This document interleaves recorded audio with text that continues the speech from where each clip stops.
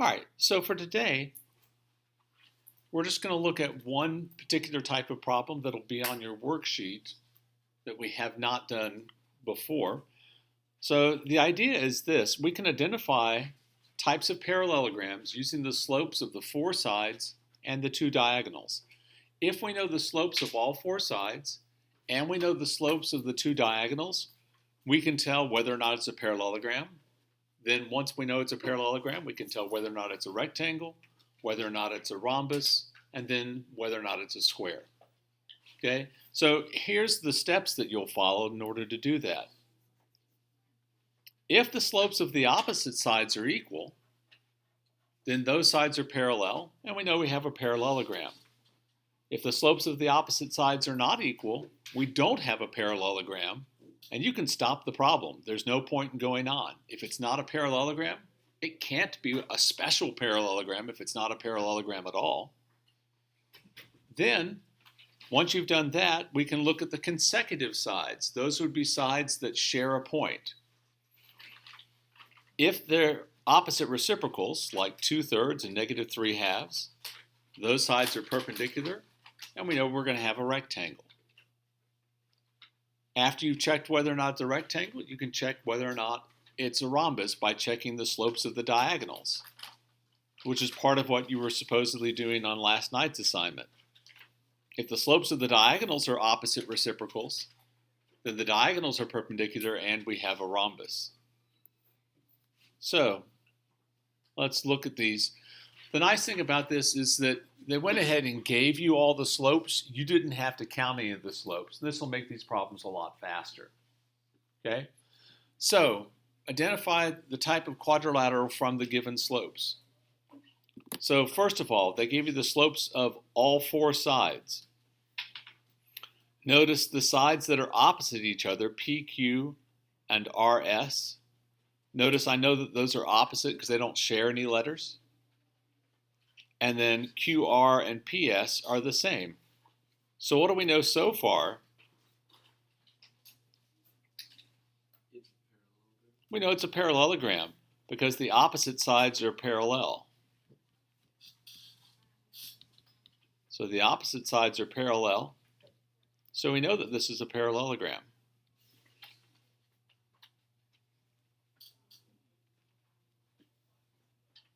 Now let's look at the consecutive sides. That would be sides that share a point, so like segment PQ and segment QR. We have a slope of 3/5 and a slope of 5/3. Are those two perpendicular to each other or not? Why not? Because the slope of QR would have to be negative. Yeah, one of them has to be, if one of them is positive, the other one has to be negative. So the consecutive sides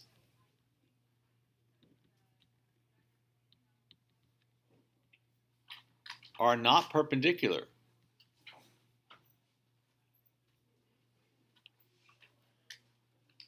So the sides aren't perpendicular. So what does that mean that it's not? No? Oh, wait, it's not a rectangle. A rectangle. It's not a rectangle.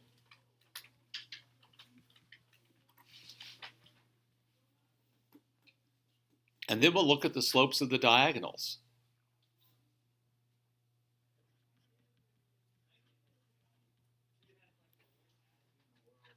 So -5/7 and +7/5 are those two slopes. Are the diagonals perpendicular?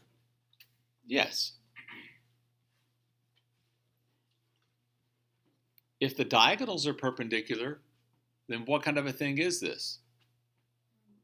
It's got to be a rhombus.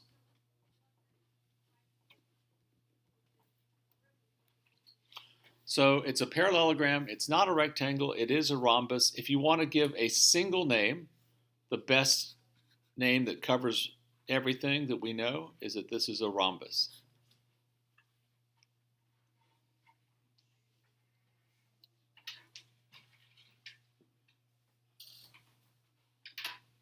Okay, let's look at this second one.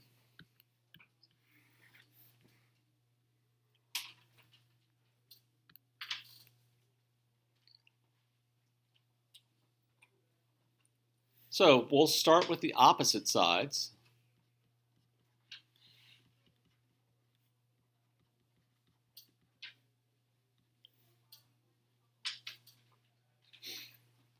So what do you notice about the slopes of the opposite sides? Parallel. Well, wait a minute. I said, what do you notice about the slopes? They're the same. They're equal. If the slopes are equal, then what do we know about the sides? They're parallel. The opposite sides are parallel. So what does that make this? A parallelogram. That's the definition of a parallelogram. Now let's look at consecutive sides.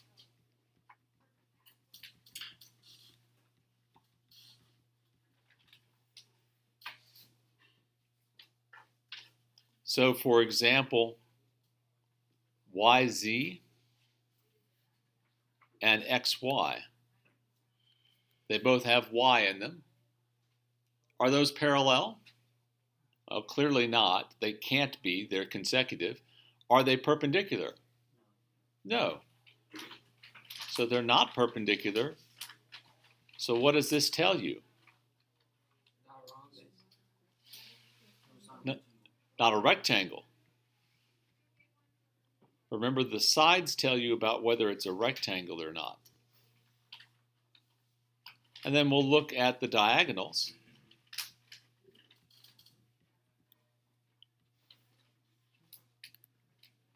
Are the diagonals perpendicular? Nope. These are not perpendicular.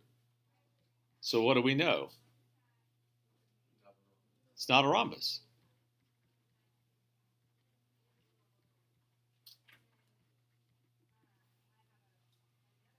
So this is just a parallelogram.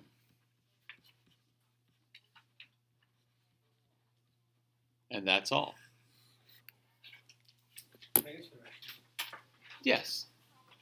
If it was both a rectangle and a rhombus, then what would be the best name for it? A square. Exactly right. All right. I just wanted to show you that particular example.